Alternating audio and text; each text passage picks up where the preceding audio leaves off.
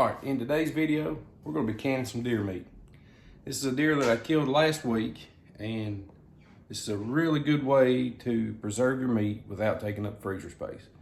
Y'all stay tuned, I'm gonna show you how we do it.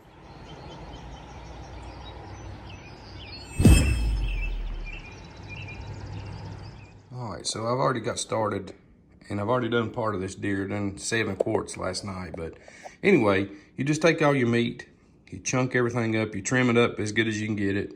You don't have to be nearly as particular as you do like when you're making your burger or anything like that, because it's going to be cooked so much, everything just falls apart. What I'm doing, guys, I'm packing all this meat into these quart jars, and I'm leaving about 1 inch of headspace. So let me get some more of these jars packed, and we'll get back with you.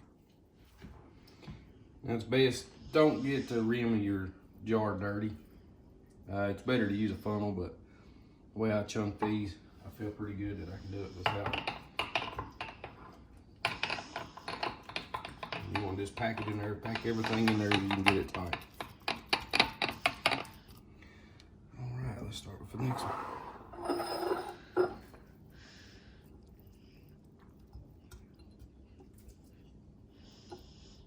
Meat's already packed in. I'm getting ready to put my ingredients in.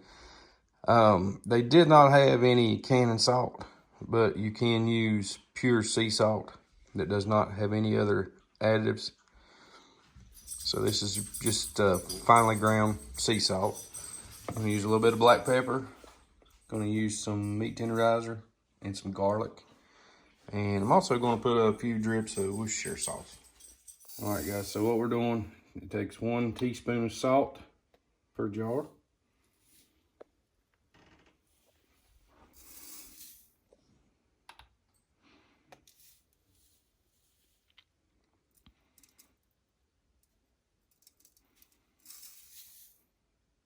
All right, I'm gonna use about 1/4 teaspoon of black pepper, round about there. It does not take much to season that. I'm also do about 1/4 teaspoon of seasoned meat tenderizer.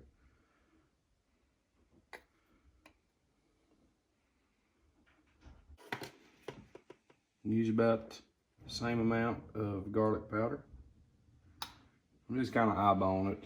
It may be 1/4, it may be 1/8, I don't know.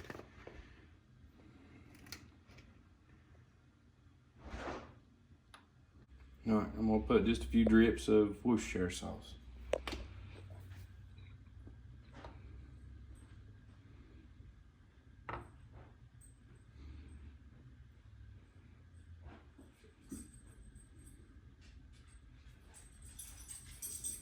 Now I'm gonna take a damp paper towel and make sure my lids, the top of my rings are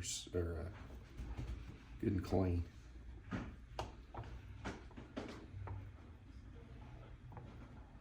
All right, now we've got our lids all clean, or our rims all clean. We're gonna go ahead and put our seals on.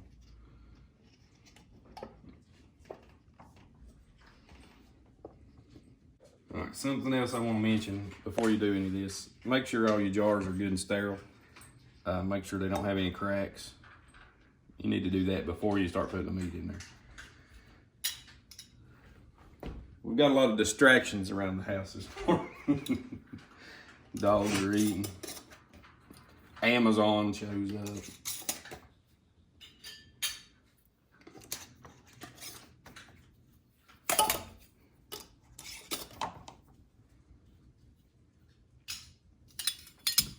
You don't have to put these lids on here real tight. They'll seal really good anyway.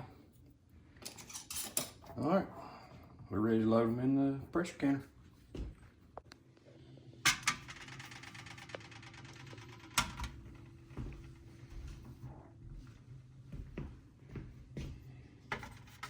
This one of mine will hold 7 quart jars.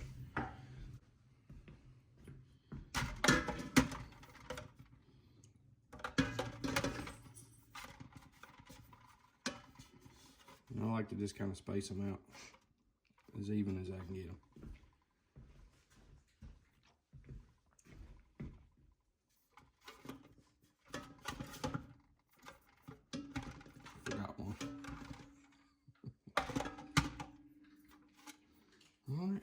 put some water in here. We're going to add 3 quarts of hot water.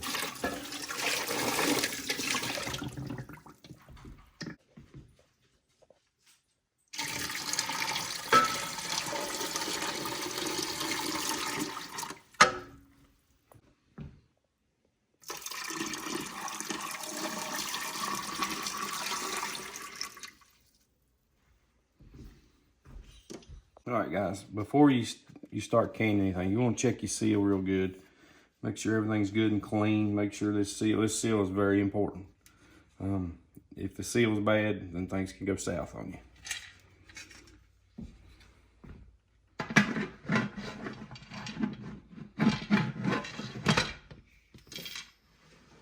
Did you hear how it kind of sealed? All right, so this little button right here shows me that there's no pressure inside this. When this starts pressurizing, this little button right here will pop up. This is my pressure gauge, and it'll show me how many pounds of pressure is inside here, and this is my relief valve. And once I start getting steam out of here, I'll put my, they call it a jiggler that sits up here, and I'll put it right here, and then we'll regulate our pressure. So let's get started.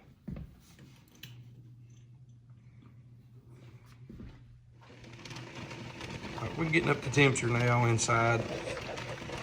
Ready to start making some pressure. You can see we got some steam coming out of the vent right there. So what I'm gonna do at this time, I'm gonna put my little weight on here. And what that's gonna do, that's gonna allow pressure to start building inside my canner. You can see it. When I put the weight on there, it started bubbling out here. So what's gonna happen is it builds up pressure.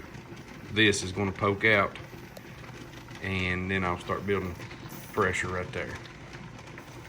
Once I do that, I'm going to start cutting the heat back some. So we'll check out in just a few minutes. All right, guys, now notice that this is poked out. That tells me that this thing is now pressurized, and anytime it should start building pressure on my gauge here.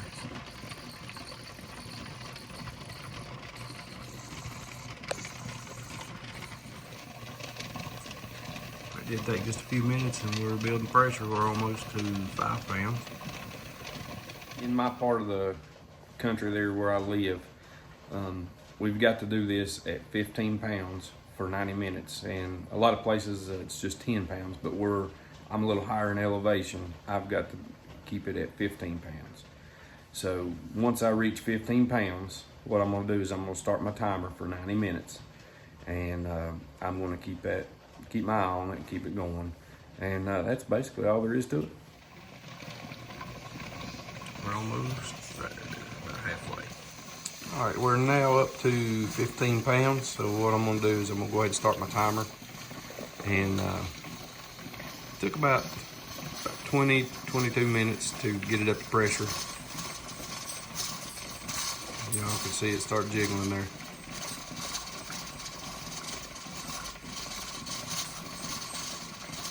I like to bring it up really slow because I don't want my jars inside there to bubble over.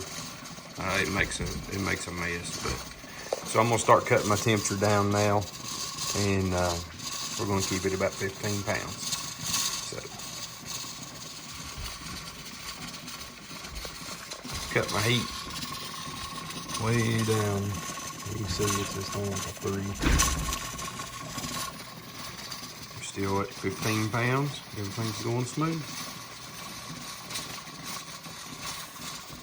Okay, guys, it's been an hour and a half. It's been 90 minutes. Been holding steady at 15 pounds. I'm gonna go ahead and cut the heat off. I'm gonna take this thing off the heat. I'm gonna scoot it over here. All right, we took it off the heat. Something really to keep in mind is let the pressure bleed off of there on its own. If you go to take this off and let the steam come out of it, you're gonna bust jars inside. So we're just gonna let this sit, let it do its own thing, and we'll come back and check on it here in 15 or 20 minutes. The pressure has just about gone out of the canner here, but still holding just a little bit. It looks like about a pound and a half, 2 pounds. So once all the pressure is gone off the gauge and this thing here is back flush, then I'm gonna put some gloves on and we're gonna open this top and get ready to get our jars out. All right, you can see this is all the way flush now, so the pressure is gone out of here. So now we can safely take this lid off. I'm gonna put some gloves on to do it though. Let's see how we did.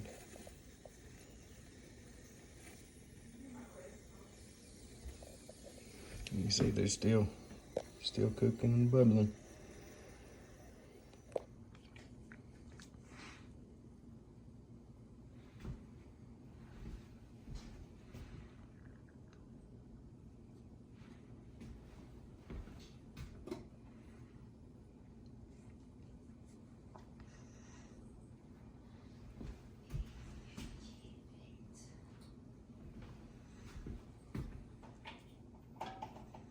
As they start to cool, you can see right now, which I'm not going to touch it very much, but it's still not sealed.